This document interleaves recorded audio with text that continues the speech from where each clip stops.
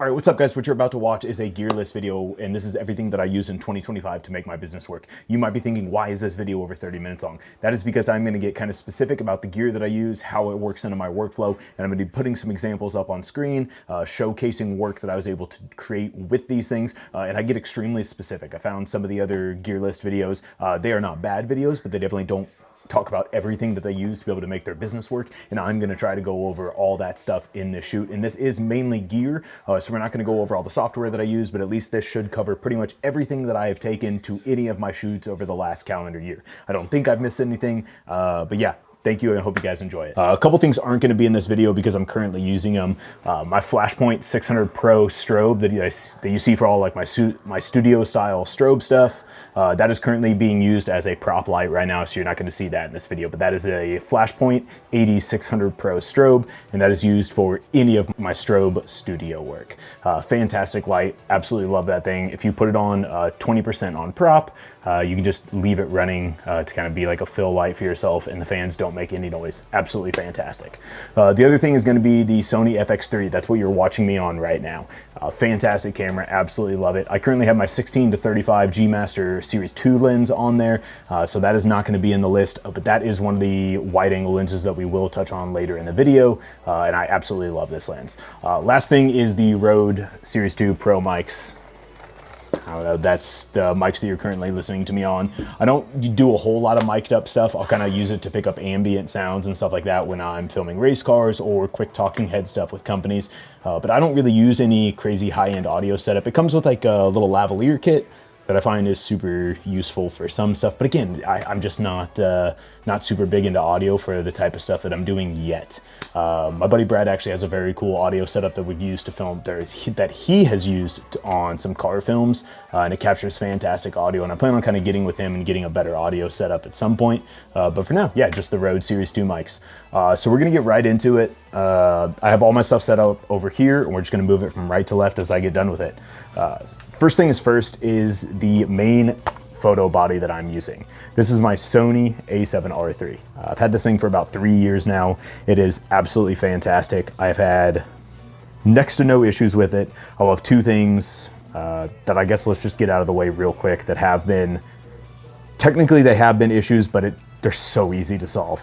On the inside here, on the ring, they have like 4 little screws. I've had those come loose on me. That has happened. They do not come very loose. I can obviously tell when I'm fitting the lenses that is a little bit loose, tighten them up, and it is perfectly fine. Just due to servicing and maintenance, I never want to put any Loctite or anything on there. It's only every couple months now that I'm having to just tighten them up just ever so slightly, but really I don't consider that a problem. I clean my camera often, I service my camera myself often, not as far as taking it apart, but just general full cleanings. So anytime I'm doing that stuff, I tighten it up and it's perfectly fine. The other thing is I do randomly have power on issues with this thing. And what I mean by that is I will go to power it on and there's just nothing. Like the first time it happened, it did scare the crap out of me. I thought that my camera was literally just dead. All I do is literally cycle it off, pop battery in and out, and it starts right back up. I would say 1 out of every 100 shoots now that I go to, it happens. Like I said, that's not very often, but it is just noted that those are 2 issues that I've had with the camera. Now, when we say that I've had issues with this camera, I just checked the shutter count on this thing today, and I loaded up a raw file, and we went to the, it'll be above me, I don't remember what the site is called, but you load in a raw file and it tells you what the shutter count of these cameras is, because Sony doesn't have like a direct shutter count in camera, and it is now at 170,000 shutter count. For those being the only 2 issues that I've had with it, I'm not upset at all. This camera has been absolutely fantastic. I love it. It does everything that I personally need it to. I could definitely upgrade cameras. I think that I shoot enough to justify upgrading cameras. But this thing's fantastic. There are people online that I see all the time in Facebook groups that are using A7R2s or still like Canon 60Ds like I used to have, and they're producing work better than I am currently able to produce. So it is hard for me to justify spending more money on gear when I need to spend more time improving my skill. That is kind of currently the point that I'm at. But I mean, after this year, I'm probably going to be well over 250,000 shutter count on this thing. It's probably going to be time to get a second body, even though this is old trusty and I'm probably going to keep it for a long, long time. I actually mentioned to someone online, my goal is to try and get that thing to 1 million shutter count without a failure. I kind of doubt that that's going to happen, but we will try it. Most commonly used lens on that camera. Sony 70-200 first generation G Master lens. This is my baby. I mean, this thing's fantastic. All weather conditions that I've used it in, this thing has stayed sealed. It's not gotten fogged up. It has gotten a little bit wet sometimes, although if I'm shooting in any sort of rain or anything like that, I try to wrap everything up. But this lens is fantastic. I love the compression that 70-200s give, and at 2.8, the subject separation is fantastic. I do recommend it over an f4. The additional light that you get out of 2.8, even on like overcast, cloudy winter morning, I'm able to keep my ISO low enough for noise-free images. I personally think that the value is justified. This is my most used lens for automotive stuff. I like big glamour shots with lots of compression and subject separation. I'm obsessed. I use this for most of my motorsport stuff. If I'm doing handheld for video stuff, this is the lens that I'm using more often than anything. Yeah, it's fantastic. Now, I would like to get a 400 or 600. Let's touch on that real quick. At 200, even if I go into crop mode on the A7R3, it does not have enough reach for some tracks. I mean, let's be honest, you can't get access everywhere you want to. And even on tracks that you can, they need to keep you at a safe distance from vehicles, and a 400 to 600 would be tremendously useful. But they are a lot of money. And at this current point in time, if I really need one, I can rent one. I would love to pick one up. If someone's got a fair deal on one, hit me up. I might be able to purchase it used. But for right now, this lens is fantastic, and I can rent anything longer than this that I currently do. I don't really do much wildlife or anything anymore. I did a little bit when I was first getting started. I like shooting birds and stuff like that. If I was doing more wildlife, I might immediately justify it. But just for motorsports, I can rent the other stuff that I need. But yeah, 70-200 Series 1 G Master lens. I love this thing. You'll see some complaints online about a little bit of optical distortion and at wide open, not perfectly round bokeh. I don't care. I have never had anyone look at my images from vehicles and complain about those specific things. Although now that I say that in a YouTube video, I bet somebody's gonna go comment on something and say it. But up until this point, no one has said anything, so I absolutely love this thing. It's fantastic. Next most used lens. Sigma, basically a kit lens, 28-70. Super versatile lens, decent autofocus on it, relatively good sharpness on it. This actually has more optical distortion, I think, than the 70-200 does. I'm not a technical expert, but I think that it has more distortion on it. It's not bad. I don't think my general consumers can tell, but just from picking apart photos when I'm editing them, going through hundreds or thousands of photos, I can definitely tell it on this. You can correct for most of it in post, but this thing's fantastic. Now, sometimes this is definitely not wide enough. For a long time, I was perfectly fine with 28. But I do a lot of storm stuff as well. I really, really like shooting lightning. So when I say that I do storm chasing stuff, that's mainly what I'm after, is shooting lightning and big landscape stuff. And especially then for interiors of cars. So since I do a lot of automotive stuff, this is just not wide enough sometimes. That is where the 16-35 comes in. Now, remember, that is what's attached to the FX3 right now, so I cannot show that, but I do have the 16-35 G Master Series 2, and that lens is ridiculously sharp, ridiculously fast. I use it for photo, for video, and if I need the additional wideness, it does everything I need to do then. But yeah, we'll go back to this 28-70 Sigma lens. For the price, for a kit lens, it's perfectly fine. The stuff that I'm able to produce with it, no one would think that it's coming from a kit lens. It does fantastic. Like I said, it does have some issues that, I mean, when you're going through hundreds or thousands of photos, you're gonna start picking apart with it, but realistically, for the cost, a fantastic lens.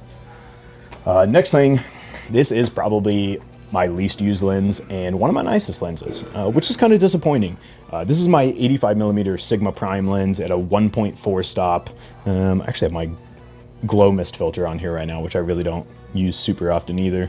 But I just don't use this lens as often as I should. I've used it for some video stuff, which is really freaking cool. You need to be super steady or use a lot of post-processing stabilization because at 85mm you're gonna get some shake and stuff, especially doing handheld on gimbal or anything like that. There's some stabilization that needs to be done. But this is a ridiculously sharp lens, a ridiculously fast lens, a beautiful bokeh that you get out of this lens, and it kind of sucks that I don't use it enough.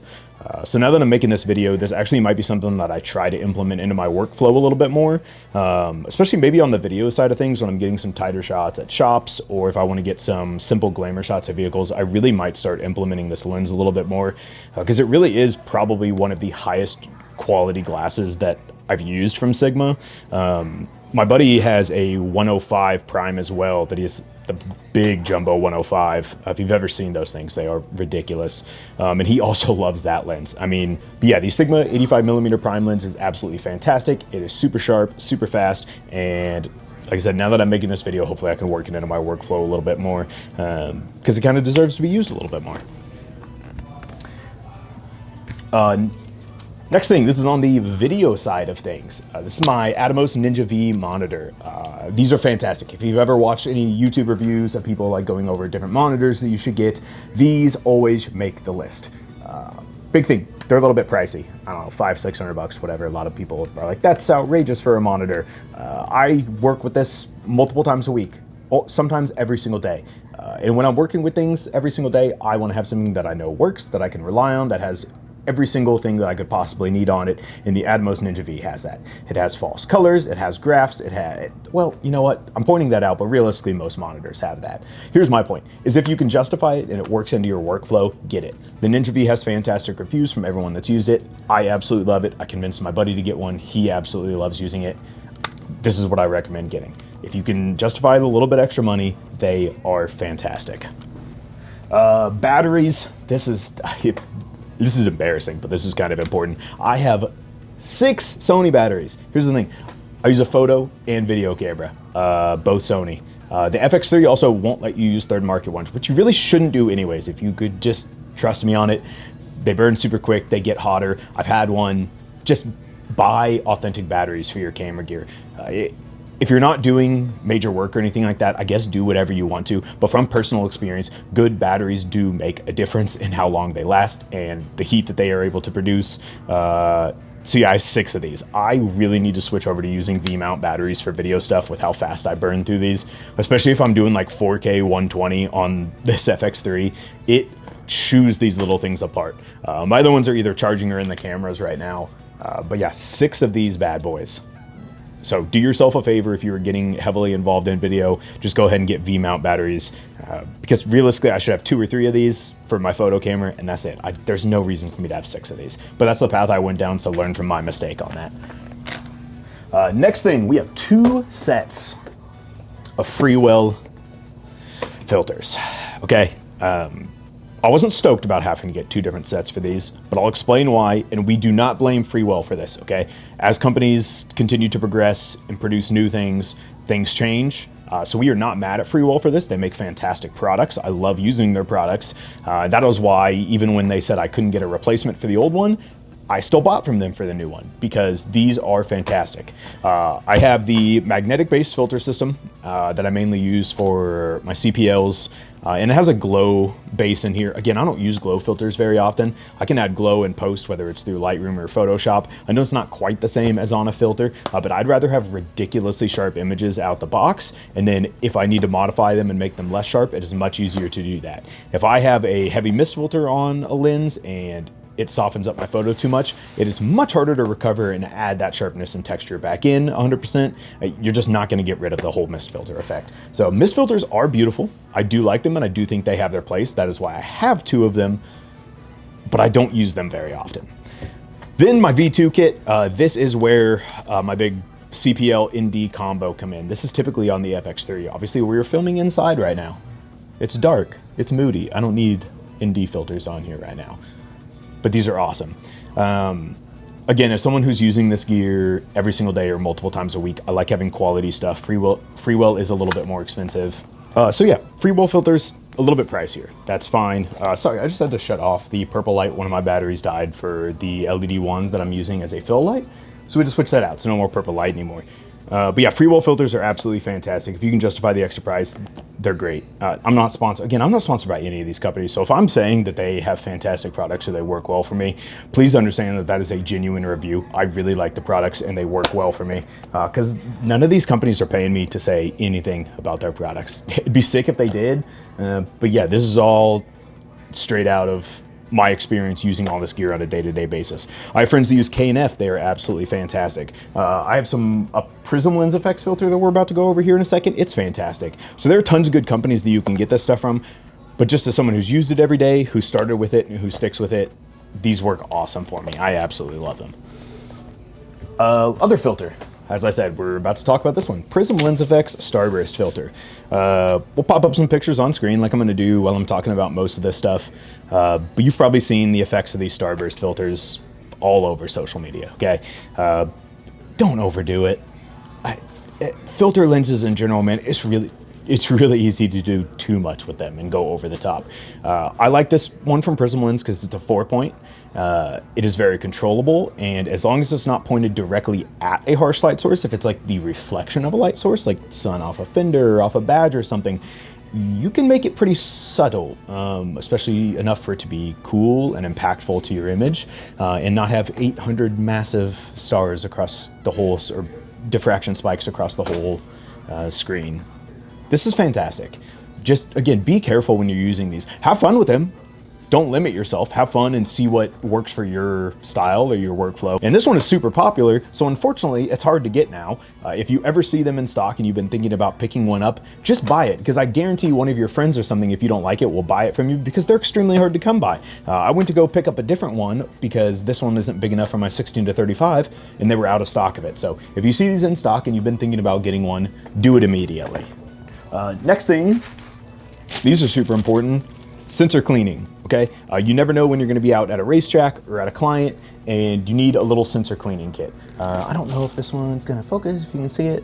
It doesn't really matter who it's from. You can pick up any of these at your local camera store, but please keep camera cleaning gear on you, or at least a cheap kit of camera cleaning gear, because if you get anything while you're on job site, it's gonna be super embarrassing to either fudge your way through the shoot and lie about how it turned out, or you could just have this on you. Lens wipes, okay? You get sprinkles and stuff all over your lenses, just wipe it off on your screen, whatever it is. Same thing with your sensor. You take lenses on and off. If you happen to get something in it, you can stop, you can clean it, and this is absolutely fantastic to have in. Please put these in your bag. Please take them with you. They add next to no weight, next to no space if you put them together.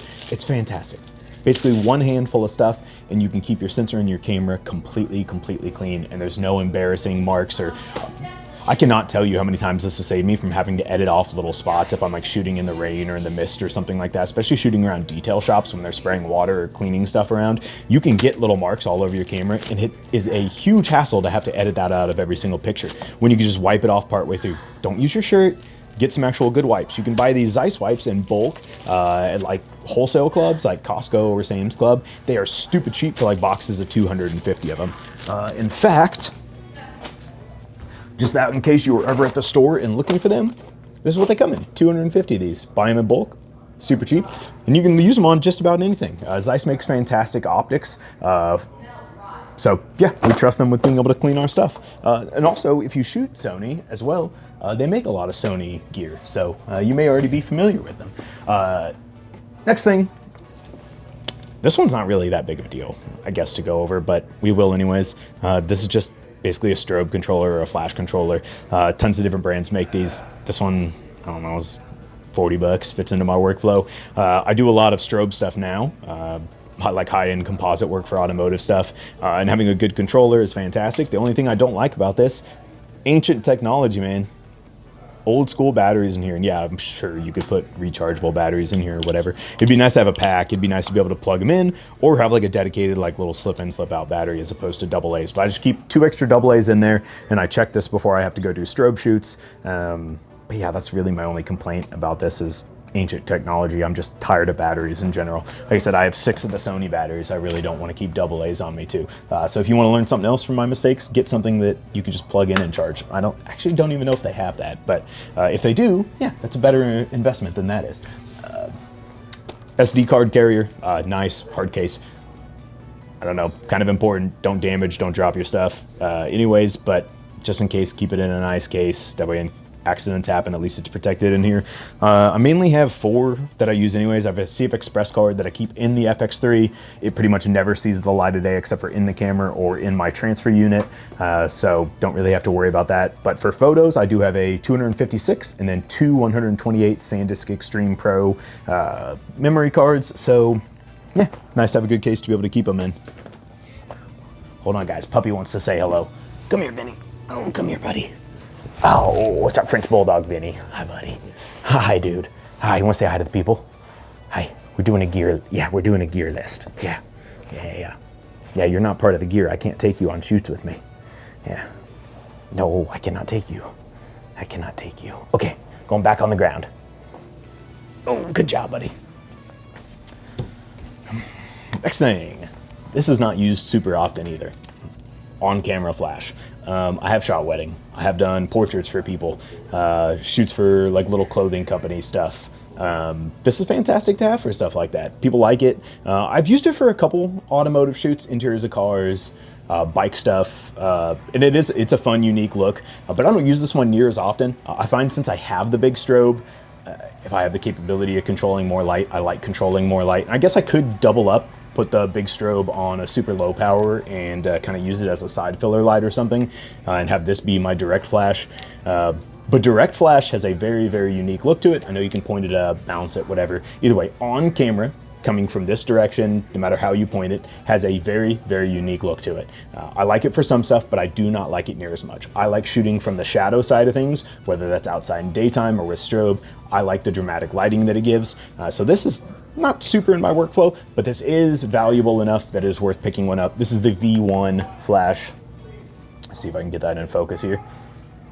Yeah, thing's fantastic. It's treated me well. When I shot the wedding, I pretty much used this the entire time, and it lost 1 bar of power for like 4.5 hours straight of shooting. And it was on pretty much that whole time. I shot thousands of photos with it. This thing's awesome, kicks ass. Oh, that popped off of here. All right, guys, there are a few more things that we are going to go over. Kind of more accessory style stuff, but when I'm shooting video, 2 main ways that I shoot. I either do a gimbal or I do handheld. I don't really shoot off a tripod very often because I like doing a lot of run and gun stuff that isn't really required for it. But we will mention the tripod as well because I do a lot of photo with it. But for video handheld, Tilta, fantastic products. If you shoot video stuff, you probably heard of Tilta stuff. This one works for me. I don't know, there's tons of different options for these, right? Just different comfort, different style. I got the metal with the rubber grips on it. And it's pretty good. I don't know, sometimes when I'm doing running and stuff, if you've seen like the Toge events that I've covered for drifting, there's like 8 hours a day out in the woods carrying the gear. It kind of sucks at that point, but I feel like with an FX3, with a 70-200 and handheld, at some point it's gonna suck a little bit. It just is what it is. You're running gunning for 8 hours at a time. In between runs, just set it down. I don't know, get over it. It's not that big of a deal. Yeah, this thing's fantastic. I love it otherwise. Like I said, if it's anything less than 8 hours, I never really have a complaint about it. So yeah, fantastic little piece of gear. Next thing is my gimbal. Yeah, I have shaky hands, believe it or not. This is a terrible career for somebody with shaky hands. But yeah, I stopped drinking soda, but I still drink Red Bulls. And yeah, so I be shaken sometimes, well, between Red Bulls and coffee. So this is fantastic for me. I cannot do what a lot of people can do handheld, so I need one of these things. The RS3 Pro has been fantastic for me. Battery life is great on it. I haven't killed any of the batteries on it. It's super durable. I throw this around in my car, around at the racetracks. Yeah, I don't know, it's tough. I'm trying to think of things to come up to say about it. I haven't had to send it in for any maintenance. I balance it before literally every single shoot. They're super easy to balance. So I don't have any complaints about it. It's fantastic. They're obviously expensive, but because I've been using it for 2 years now and haven't had a single concern, I have to say that it's a really good investment for me. So DJI RS3 Pro gimbal, absolutely awesome. I do kind of want to get a cage for it if I'm gonna switch to V-mount, because regardless of how you go about it, even with the additional handles, this thing's kind of crazy sometimes. So yeah, one of the big cages might be next for it. But yeah, for now, RS3 Pro gimbal, love having that thing. And next thing, you might not think it's that important, but this is hugely important. This is a nice Manfrotto tripod. This is the 290 Extra, yeah, heavy duty one. You obviously can get a lot more heavy duty than this, but I used to work off a pretty entry-level Manfrotto tripod, which didn't really cause me any problems. Let me get that straight, okay? But I am shooting a lot more strobe stuff now, or composite automotive work.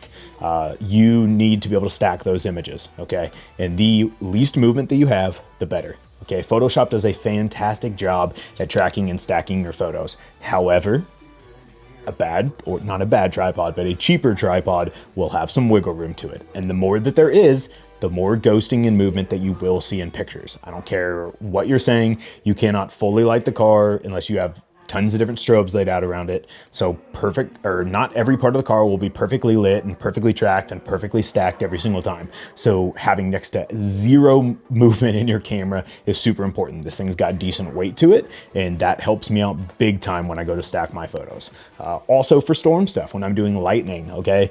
If it is daytime outside and I'm trying to get a rainbow with lightning in it, I need it to be still. If you've ever been around a severe thunderstorm warning, it can get windy, okay? And in that wind, you're gonna get camera shake. That will make it nearly impossible for you to get lightning photos that you want to. You're gonna be doing long exposure stuff, and you need something that is going to be sturdy. Most of the professionals that I've talked to or that I've looked at online are using stuff way heavier than this, but this is at least a step in the right direction for me, and it does currently what I need to. I can't fully extend it in the daytime, like next to severe storms, and have no wiggle in it, but for the most part, it does what I need to do. So yeah, spend good money on a tripod if you're gonna be doing stuff like that. If you're not looking to do long exposure stuff, don't worry about it. Not a big deal. Cheaper tripod, just sitting on your desk or whatever is perfectly fine. But for me, this was a very necessary upgrade, and one that I am proud to have spent the money on because it's just made my life easier. And if it makes my life easier for a small investment, I will do it a million times over. I guess we can touch on the wand real quick. I have two of these. They're nothing crazy. They're from Newer. And I hate using the word cheap because everybody's money comes and goes differently. But these are a little bit cheaper, entry-level wands. They have a very harsh light source on them. So for light painting, this might not be your most ideal thing to do. That is why I typically use the strobe. I will implement these in some stuff. I'll put a photo up right here, some beautiful BMW that I shot recently. But yeah, if you could get something diffused, or a tube would be even better. Something that really has good diffusion on the light, that would be fantastic. But if you're looking for an entry level, I have used these for 2 years now from Newer, and they do a relatively good job. I can absolutely say that. And also, this is definitely not a bash on Newer, right? I chose to get one of the more entry-level wands from them. They have much better stuff available. But yeah, not everything is always within my budget to do the baddest and best at the time. So for now, this is what I picked up. Real quick, we can talk on what I use for editing. If we're going to talk about gear that it takes for me to be able to run my media business, I think it is important. I use a MacBook Pro. I think it is the 16 gigabytes of RAM, which you should get more than that if you're going to do more video stuff, because I am finding the limits of it when I'm doing After Effects stuff. So on my next computer, I'm probably going to go all the way up to 64. Might be overkill. Don't care. I'd rather have something that's future-proof at this point. But yeah, 16 gigabytes, got 1 terabyte SSD. And then I use 3 different external SSDs. I have a 4 terabyte for all my raw footage.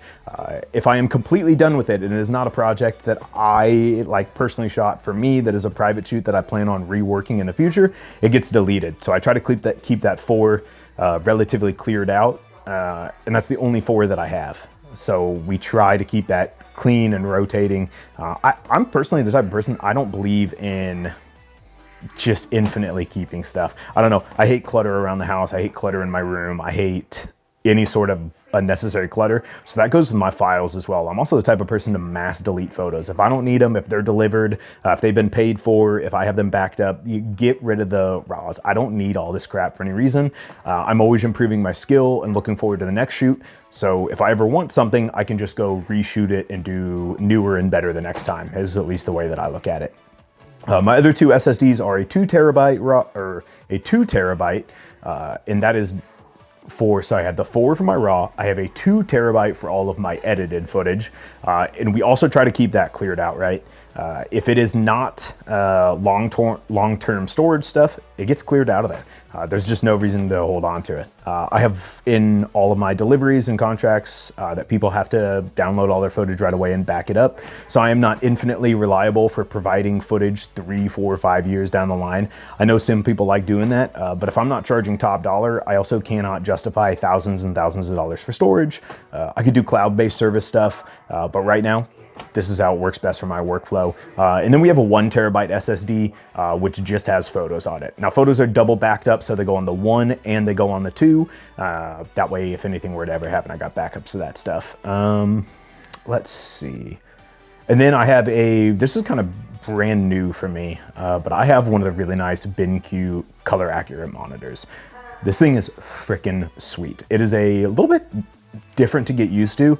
I've noticed every time I improve like the screens and stuff that I'm editing on, it kind of makes me mad at first. And one of my other buddies that does photo, he just upgraded his computer and he noticed the same thing. Every time you upgrade or get a more accurate screen, you start to notice things in your photo that you didn't notice before, or color ranges that you weren't seeing before. And it's super frustrating at first when you're working on them, because you realize, oh man, I've been missing this the whole time, or like I could have made all this stuff that extra 10, 20, 30% more color accurate. So it's been odd switching to this BenQ monitor, but I'm getting used to it now. I want to say I've had it about 2 months now, and this thing is absolutely freaking awesome. Having the extra space to work on is great. And like I said, just plugs right into the MacBook and works perfect for me. When I'm out shooting motorsports stuff and I'm away, I like getting ahead. When I'm back in the hotels, I will spend a couple hours trying to sort and like do quick like test color grades on stuff, just to be ahead of the game for when I get home to do my full edit. So being able to take a computer with me is super, super important for me.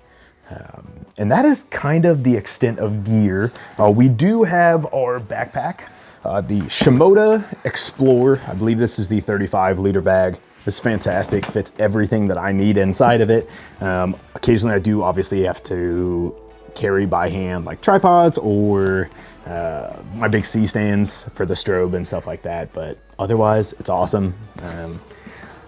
Should I get a new bag? That is a question that I've been asking myself, to be able to fit everything.